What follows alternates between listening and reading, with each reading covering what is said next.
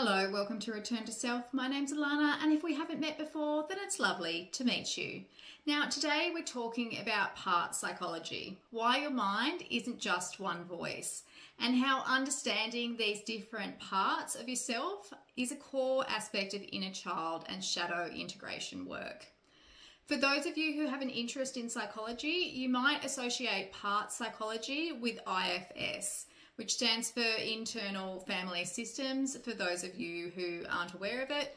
It's called Internal Family Systems because each individual part has a role to play, similar to each family member within a family system. In this video, I'll introduce you to what part psychology is. I'll introduce the self and other players in part psychology. I'll help you to identify what they sound like, what their role is, how to integrate this shadow aspect, and the spiritual insight you should gain while working with each part. Then I'll provide you with a parts-based meditation which will help to introduce you to the various parts found within your psyche. Now, take a moment to think. Have you ever found yourself speaking to a friend and saying something along the lines of, "A part of me really wants to take this risk, but another part of me is too scared to"? This is an excellent example of the various parts found within you. According to part psychology, our psyche is made up of lots of different sub-personalities or parts. These parts usually form in reaction to adverse life experiences. In part psychology, no part is thought to be bad. Each part has its own role, emotion, and beliefs, and each part is designed to help or protect you in some way. So the main players in part psychology are the self, which is sometimes referred to as the wise self or awareness. It is the intuitive, wise, cooperative, compassionate, and non-judgmental aspect of yourself. It's useful to think of the self as a conductor, as its role is to lead and direct all the other parts. It is more detached than the other parts and is able to view things from a bird's eye perspective. Next, we move on to the wounded inner child, which is one of the sub-personalities or a part. The wounded child sounds like, "I just want to be loved. I'm scared you'll leave. I don't feel safe right now. Why doesn't anyone see me?" So this part's role is to carry your emotional sensitivity, your joy, your creativity, and also your vulnerability. It holds early attachment wounds and also unmet needs. Its role is also to keep your heart open. So the shadow aspect of this part presents as being emotionally overwhelmed, having dependency issues, intense or deep fear of abandonment, regression under stress, or a closed heart. And how to integrate it involves witnessing it without needing to rescue it, offering your presence rather than solutions, and letting awareness stay instead of abandoning the inner child. So as a part of the integration practice, it's important that you come to the realization that I am here with you. You don't need to disappear for me to survive. And the spiritual insight it should offer you is that you don't have to disappear. You just need to feel seen and heard. The inner critic or the judge sounds like, "You should be better than this. That wasn't good enough. Don't embarrass yourself. If you relax, you'll fail." Its role is to protect you against shame, rejection, and also failure. It internalizes external authority to keep you acceptable. It also attempts to prevent pain through control. So the way this part presents itself in terms of its shadow aspect is harsh self-attack, chronic feelings of shame, perfectionism, and also self-judgment. So when you're trying to integrate this part, it's important to thank it for trying to protect you, asking it what it's afraid of or what it's afraid would happen without the need for control. Offer it compassion for the fear beneath the criticism As a part of the integration practice, it's good to hold in mind the idea that you don't have to hurt me to keep me safe anymore. So the spiritual insight that you should gain when working with this part is that the critic softens when it realizes worth is inherent and it's not earned. We move on to the next one, which is the protector, or in IFS called the manager. And what it sounds like is stay busy, don't feel too much, keep it together. If I plan enough, nothing will go wrong. Its role is to maintain your stability and functioning. It prevents emotional flooding. It keeps vulnerable parts hidden. And in its shadow aspect, it presents as emotional numbness, control issues, burnout, and resistance to surrendering. So when you're working with it in terms of shadow integration, it's important to reassure it that awareness can handle discomfort. It's important that you invite it to rest, not to disappear, and that you show it that safety doesn't require hypervigilance. So the spiritual insight that you should gain when working with this part is that protection becomes unnecessary when trust in life begins to replace control. We move on to the next one after that, which is the firefighter or escapist.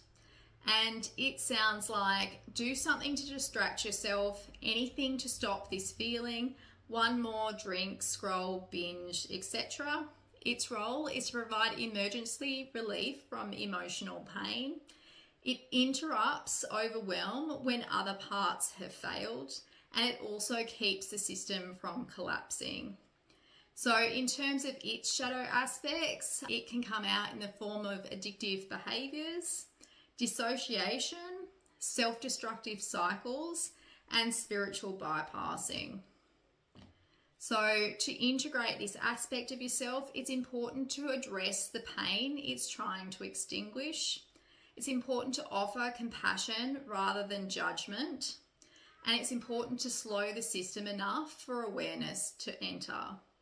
So the spiritual insight that you should gain when working with this part is that you're working hard to stop the pain. Spiritual insight that you should get when working with this part is that this part is working hard to stop the pain. Now we move on to the pleaser or the adapter.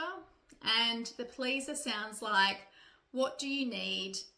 Don't upset anybody. If they're happy, I'm safe. I'll go last. Its role is to maintain connection. It avoids conflict and abandonment and also keeps relationships stable. So in its shadow aspect, it presents as a loss of self, resentment, boundary collapse, spiritual self-erasure. In order to integrate this shadow aspect of yourself, you need to reconnect it with inner authority, validate its fear of disconnection, and teach it that authenticity doesn't equal abandonment.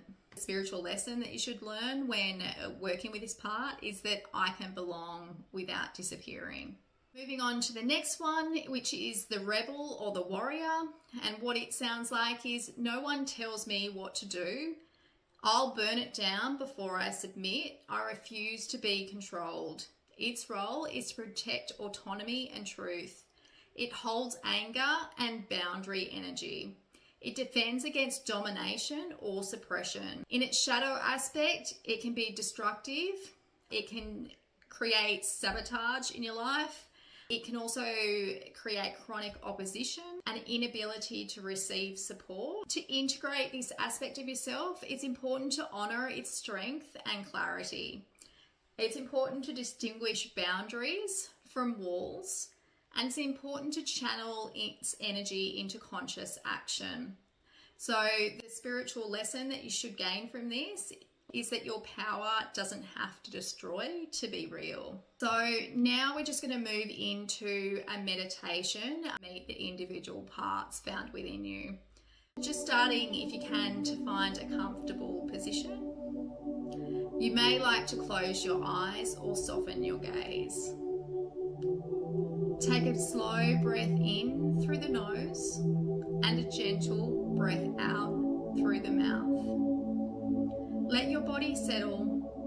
No need to change anything. Feel the support beneath you. Notice that you are here.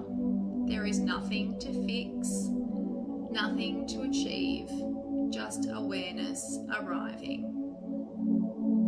Now, notice that something in you is aware of this moment, aware of breath, aware of sensation, aware of sound. This awareness is calm by nature. It does not rush, it does not judge. This is a part of you that can listen to everything without becoming overwhelmed. Rest here for a few breaths.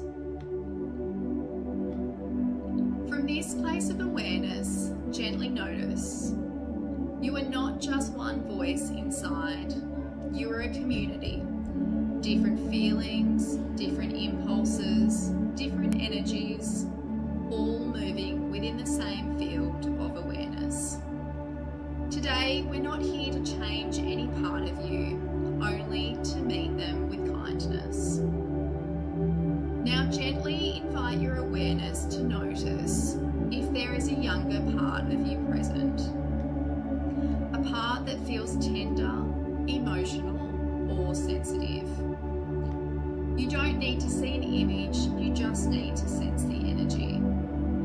If this part could speak, it might say, I want to be loved, I'm scared, I just want to be seen. Without fixing or comforting, simply let awareness say, I see you, you don't have to hide. Notice what happens when this part is witnessed.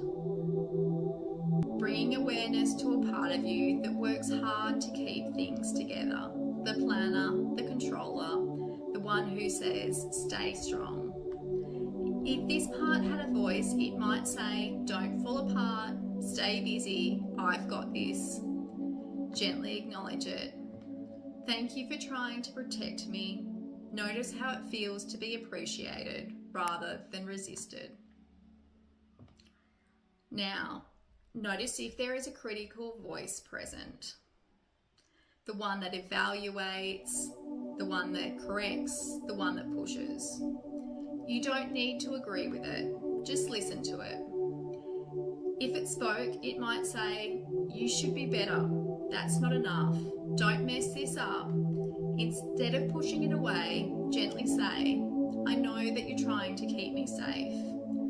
See if you can sense the fear beneath the criticism.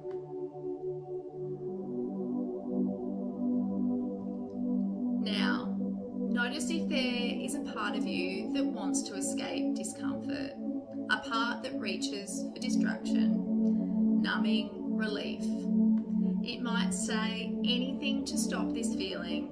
Let's not go there. Place awareness around this part with softness.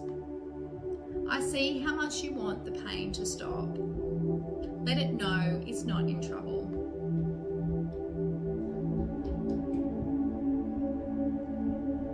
Now, imagine all of these parts resting with the same open space of awareness. None of them are in charge, none of them are exiled.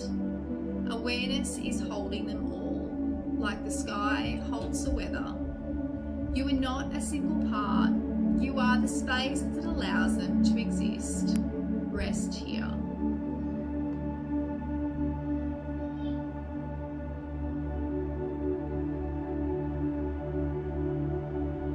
Take a gentle breath in and a slow breath out.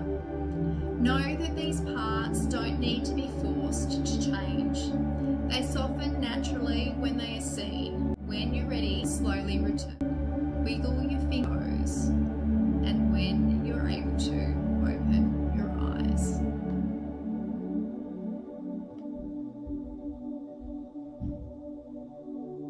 Now, I'm hoping that most of you have been able to come out of that meditation. If not, just bringing your attention back to the present, if we can. And just taking some time to reflect on what these various parts have taught you. Just understand that this is not an in-depth parts meditation in any way, shape or form. This is literally just introducing you to some of the parts that you might find within yourself. It's a really good practice if you can to concentrate on and to connect with these parts on a daily basis. Use your journal to get an idea of the various parts within you, what's going on for these parts, how they're feeling, what they need, and how you can support them at this moment in time. The more you're able to work with these parts, the more integrated you'll feel as a person. You'll have less difficulties with parts resisting and causing you frustration in your everyday life. Well, I hope that this meditation and this information about part psychology has been useful for you in some way. If you could please leave any comments, thoughts or ideas down below in the comments section, that would be great. If you could also like or subscribe if you found this information useful, that would be great too. All right, thanks for that. See you next time.